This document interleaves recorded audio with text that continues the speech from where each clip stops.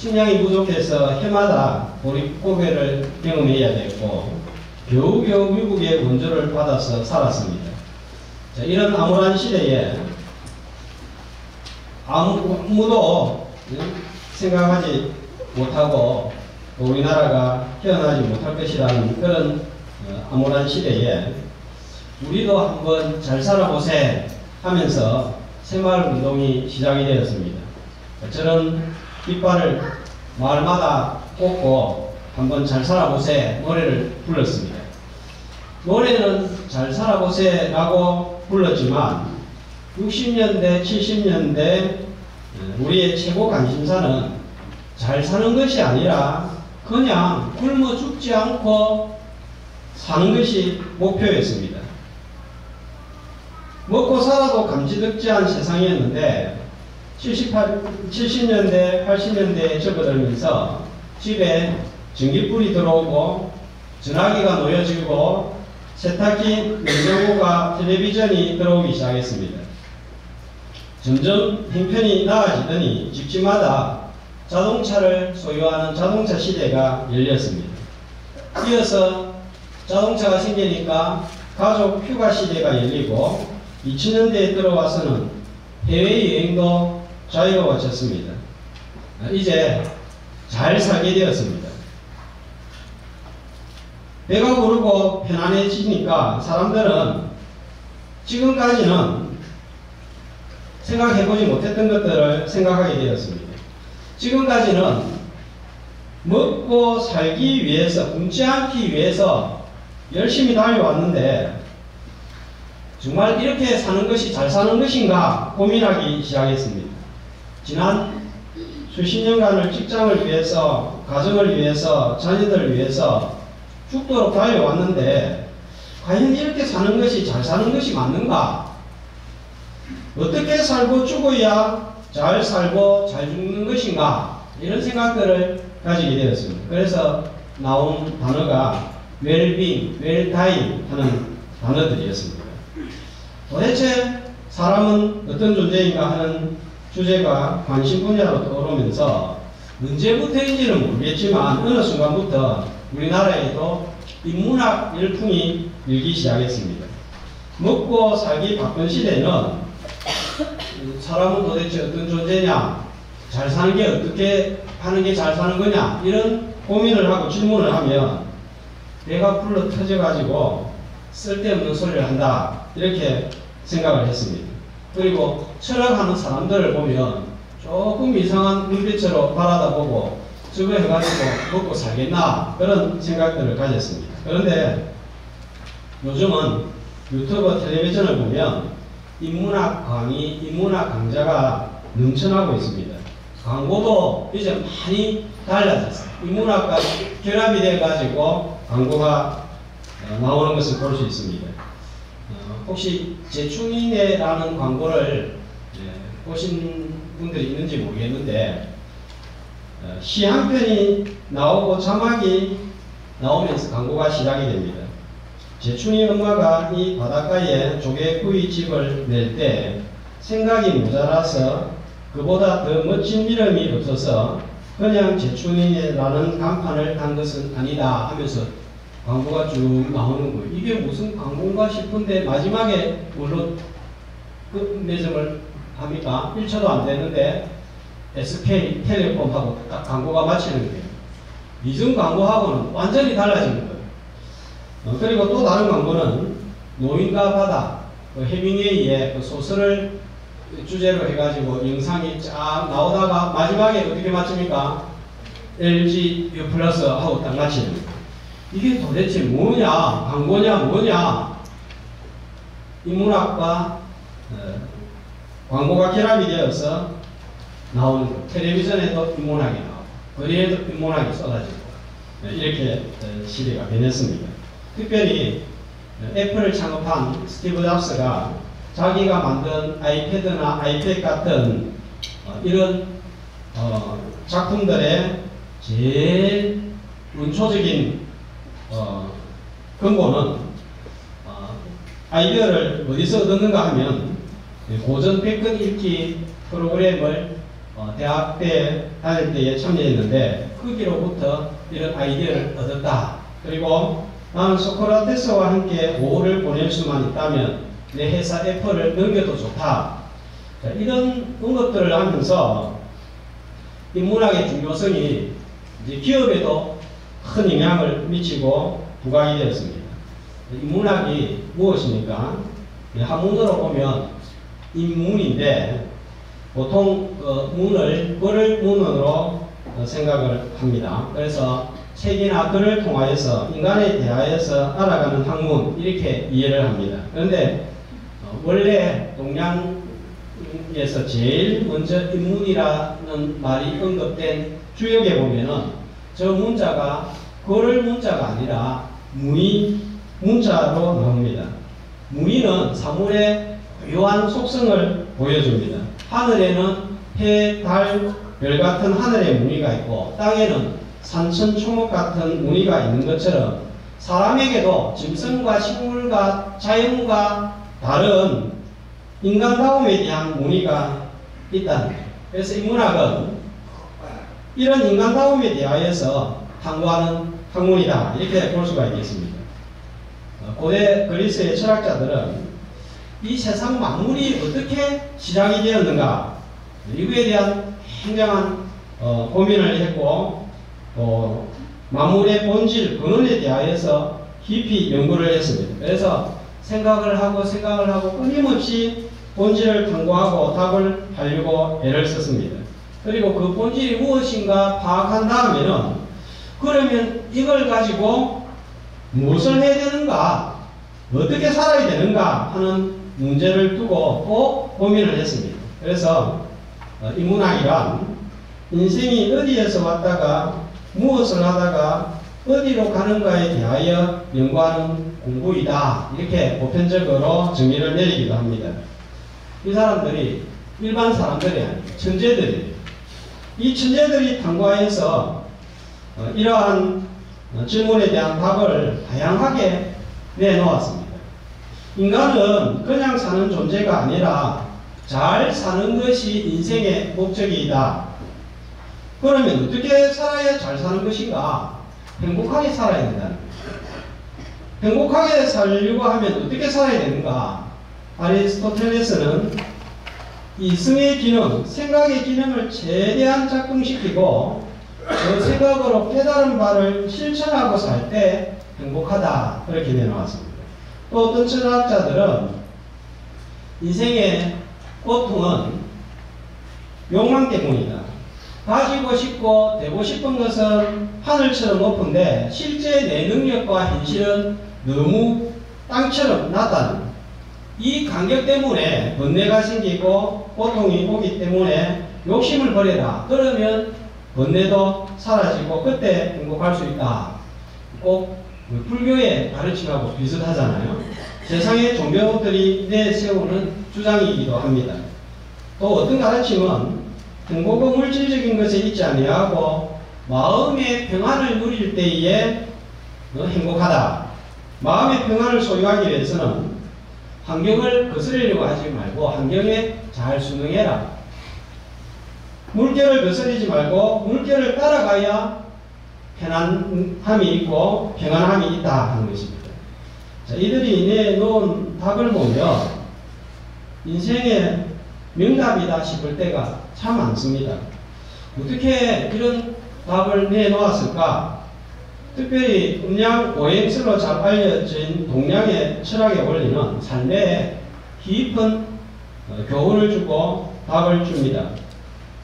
그런데 문제는 이렇게 생각하고 깨달은 바를 실천하는 방법이 이성이 깨달은 대로 실천하면 행복을 소유할 수 있습니다. 이것이 옳은 것이다, 이건 틀린 것이다. 그래서 하고 안 하면 행복할 수 있는데 이걸 누가 이루라고 하냐고 하면 우리 자신 보고 네 스스로 노력해서 내 의지로 살라. 그렇게 주장을 합니다. 욕망이 없어지면 참 우리 마음이 평안해지겠죠. 그런데 그 욕망을 네가 스스로 절제하고 조절해서 그렇게 해라는 거예요. 바람 부는 대로 물결 치는 대로 살면 괴롭지 않은데 그렇게 사는 것은 네가 알아서 해야 될 일이다 이거예요. 자, 이것이 세상 철학과 세상 종교의 한계입니다. 고민하고 연구해서 나름대로 진리의 길, 행복의 길을 내놓았습니다. 그런데 그 행복에 스스로 도달하는 것이 가능하냐 하는 거예요. 욕심을 없애야지. 마음먹은 대로 실천해야지. 환경 탓하지 말고 주어진 것에 만족하면서 내가 평안을 누리고 살아야지. 이 새해만 되면 스스로에게 결심하고 다짐하는 주제가 아닌가요? 새해가 되면 다 누구나 이런 생각들을 가질 거예요. 그런데 문제는 이렇게 마음먹은 대로 깨달은 대로 결심한 대로 살아져야 말이죠. 며칠 못 가서 결심한 것, 마음먹은 것, 깨달은 것 공중으로 날아가 버리고 없습니다. 사람에 대하여서 깊이 연구했지만 사람에 대해서 정확하게 모르는 거예요. 왜 사람에 대해서 잘 모릅니까? 시작과 근원에 대하여서 정확한 답을 모르기 때문입니다. 인생에 대한 맹답은 나왔는데 정답이 나오지 않는 거예요. 시작을 모르기 때문에 끝도 모르고 어디로 향하여 나아가는지 모르니까 오늘 내가 여기에서 어떻게 살아야 되는지도 모르는 거예요. 자, 이에 대하여서 성경은 무엇이라고 말씀하고 있습니까? 무엇이 시작이고 누가 시작이고 누가 끝이라고 말씀하고 있습니까? 나는 알파와 오메가요. 예수님이 하시는 말씀입니다. 주님이 하시는 말씀입니다. 너무나 간단한 거예요. 누가 만물과 인생의 시작입니까? 누가 마지막입니까? 주님이 알파요 오메가라고 하는 거예요. 성경 맨 처음 시작이 어떻게 됩니까? 성경 창세기 1장 1절이에요. 태초에 하나님이 천지를 창조하시니라. 자, 태초라는 말이 나오는데 이 태초에 하는 말은 영어로 in the beginning 하는 단어예요. 헬라어로는 en 아르케인데, 자, 아르케라는 말이 뭐냐면 본질, 시초, 근원이라는 의미를 가지는 것입니다. 그러니까 창세기 1장 1절을 조금 각색해서 읽으면 본질은, 시작은 하나님이 이렇게 될 것입니다. 그러면 만물의 마지막은 어떻게 되는지 로마서 11장 36절은 이렇게 말씀하고 있습니다. 같이. 이는 만물이 주에게서 나오고 주로 말미암고 주에게로 돌아갑니다. 시작은 누구에게 나왔습니까? 주님으로부터. 마지막은요, 주님 품으로 돌아가는 것. 너무 간단하고 너무 쉽습니다. 오늘 오신 분들 가운데 이 말씀 모르는 분들은 아무도 없을 거예요. 하나님께서 만물과 인간과 인생의 시작이시고 이끌어 가시고 종결하십니다. 그러므로 인간은 하나님 없이는 결코 설명될 수 없는 존재, 하나님 없이는 결코 그는 본질을 알 수 없는 존재. 그러므로 결론은 인간은 하나님을 알 때에만 비로소 자신을 알 수 있다. 인문에 대해서 알 수 있다. 인간다움은 하나님을 알므로 시작되는 것이다. 이렇게 결론을 지을 수가 있겠습니다. 그렇다면 우리는 어떻게 살아야 됩니까? 시작이 하나님이고 마지막도 하나님이면 중간은 어떻게 살아야 됩니까? 답이 나오는 거예요. 정답이 나오는 거예요. 하나님과 동행하는 삶을 살아야 됩니다. 내 스스로는 절대로 내가 설명이 될 수가 없고 내 스스로의 힘으로는 절대로 인간다운 삶을 살 수가 없는 거예요. 인간을 탐구하는 인문학과 선을 추구하는 종교는 계속해서 만물의 본질이 뭐냐 이걸 보려고 합니다. 아주 고상한 학문이고 종교입니다.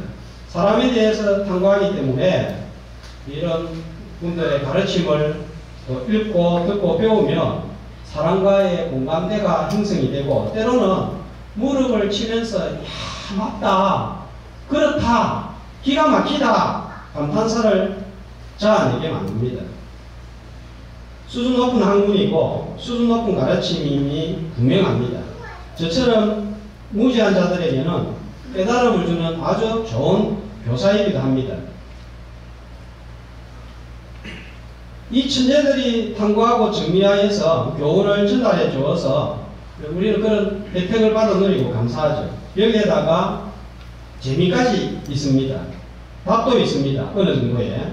그러나 아무리 고상한 학문도 아무리 깊은 가르침도 과학도 만물의 시작에 대해서 답을 내지 못하고 있습니다. 과학자들은 아직도 생명의 기원을 밝히기 위해서 연구를 거듭하고 있고 태양에, 화성에, 달에 우주선을 보내고 있습니다. 그런데도 생명의 기원이 뭔지 밝혀지지 않고 있습니다. 신비다, 미스테리다 이 말밖에 내놓지 못하고 있습니다. 이 고대 철학자들은 이 생명의 근원을 어떤 철학자들은 물이다, 불이다, 공기다, 현대에 들어와서는 원소다, 전자라고 했습니다. 그러나 여전히 만물의 기원, 본질이 무엇인지 답을 내놓지 못하고 있습니다. 지금도 연구를 거듭하고 있지만 만물의 마지막이 어떻게 될지, 죽음 이후에는 어떻게 되는 것인지 답을 내놓지 못하고 있습니다. 아무리 연구하고 수준 높은 가르침을 우리에게 전할 수는 있지만 어떻게 하면 죄사함을 받을 수 있는지, 어떻게 하면 영생을 얻을 수 있는지 이에 대한 답은 없는 거예요. 놀라운 가르침과 인생의 깨달음을 줄 수는 있지만 죄사함을 줄 수 없고 영생을 줄 수는 없는 것입니다. 그렇지만 성경은 너무 간단하고 분명하게 정답을 내놓고 있습니다. 나는 어디에서 왔습니까? 하나님께로부터 왔습니다. 나는 누구입니까? 하나님의 형상대로 지음을 받고 하나님의 뜻과 계획이 있어서 이 땅에 존재하고 있습니다. 그러면 마지막에 나는 어디로 갑니까? 주님께서 주신 삶을 살다가 다시 주님의 품으로 돌아갑니다. 우리는 이 세상의 현자들처럼 머리가 탁월하지도 못하고 많이 배우지도 못합니다. 지적인 능력도 많이 떨어집니다. 그럼에도 불구하고 수백 년 동안, 수천 년 동안 연구하고 질문하고 고민한 것에 대한 그 답을 알고 있는 거예요. 이것이 우리에게는 큰 은혜인 것입니다. 인간다운 삶이란 무엇인가? 인간의 문의는 무엇인가? 이에 대하여 성경은 나를 창조하시고 사랑하시는 하나님과 동행하는 삶을 사는 것이다. 간단한 거예요. 이 문제에 대해서 우리가 너무 고민하지 않아도 됩니다. 우리 성도들은 그 답을 이미 알고 있는 거예요.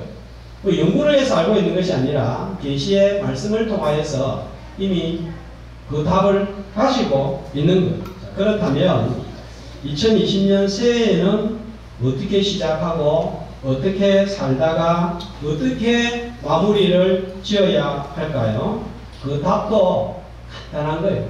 신년 감사예배로 하나님과 시작하고 내 혼자의 힘으로 2020년을 감당할 수 없기 때문에 만물을 창조하시는 하나님의 능력을 의지하여서 그분의 도움으로 살고 하나님과 동행하여서 하나님의 도우심으로 2020년 송구의 병신예배 마지막 지점에 도착해야 한다. 이것이 우리의 답입니다. 우리에게 문제가 많습니다. 항상 왜 이런 문제가 있는가 생각할 때마다 로마가 문제고 로마 황제가 문제라고 생각합니다. 근데 우리 성도들의 진짜 문제는 로마도 아니고 로마 황제도 아니고 세상도 아닙니다. 하나님과 동행하지 않는 것이 문제인 거예요. 알파와 오메가 되시는 하나님을 붙들지 아니하고 내 자신을 보고 세상을 보고 문제만 보는 그것이 문제인 거예요. 이것을 사도 요한은 계속해서 강조를 합니다. 나는 알파 오메가요 하는 이 말씀을 오늘 본문 여기에만 나오는 게 아니에요. 1장 8절에도 나옵니다. 22장 13절에도 똑같은 말씀을 3번씩이나 반복해서 강조하고 있습니다. 이들은 뭘 말하는 거예요? 그만큼 중요하다는 말씀이에요. 내 자신도 보아야 되고 로마 세상도 보아야 되고 황제도 보아야 됩니다. 문제도 알아야 됩니다. 그러나 문제는 그것만 쳐다보고 알파와 오메가 되신 하나님은 바라보지 못한다는 것입니다. 우리 하나님은 어떤 분이십니까? 요한복음 10장 29절은 이렇게 말씀하고 있습니다. 한 목소리로 저희를 주신 내 아버지는 만유보다 크시매 아무도 아버지 손에서 빼앗을 수 없느니라. 하나님은 세상보다 크시고 로마보다 크시고 로마 황제보다 훨씬 더 크신 분이십니다. 더 크고 강하신 주님의 손을 바라보고 주님과 동행하는 새해가 되시기를 주님의 이름으로 축복합니다. 주님과 동행한 사람들은 큰 세상의 세력 앞에서 문제 앞에서도 사람 앞에서도 주눅이 들지 않고 승리한 삶을 다 살았습니다. 바다에 떠있는 조그만 조각배가 집채보다도 훨씬 더 큰 파도가 솟아오르면 깔아앉고 침몰할 것 같은데 깔아앉지 않는 것처럼 성도들은 주님과 동행할 때에 세상 세력이 아무리 사납고 거칠고 험하고 무섭다고 할지라도 살아남을 수 있는 거예요. 이유는 우리와 동행하는 주님이 파도보다 세상보다 훨씬 크시기 때문입니다. 이렇게 큰 세상 앞에서 승리하는 삶을 살았던 사람들, 어떤 사람들이 있을까요? 창세기 5장 24절에 보면 에녹이 나옵니다.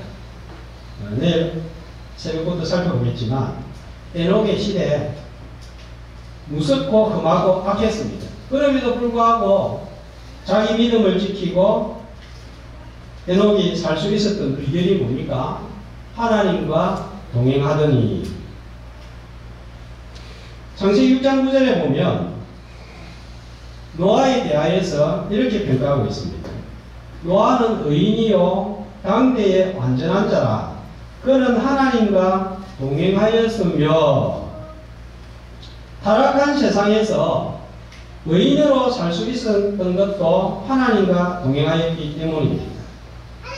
이사야 41장 8절에 보면 아브라함이 나오는데 아브라함을 향하여서 어떤 호칭을 붙이고 있습니까? 나의 벗.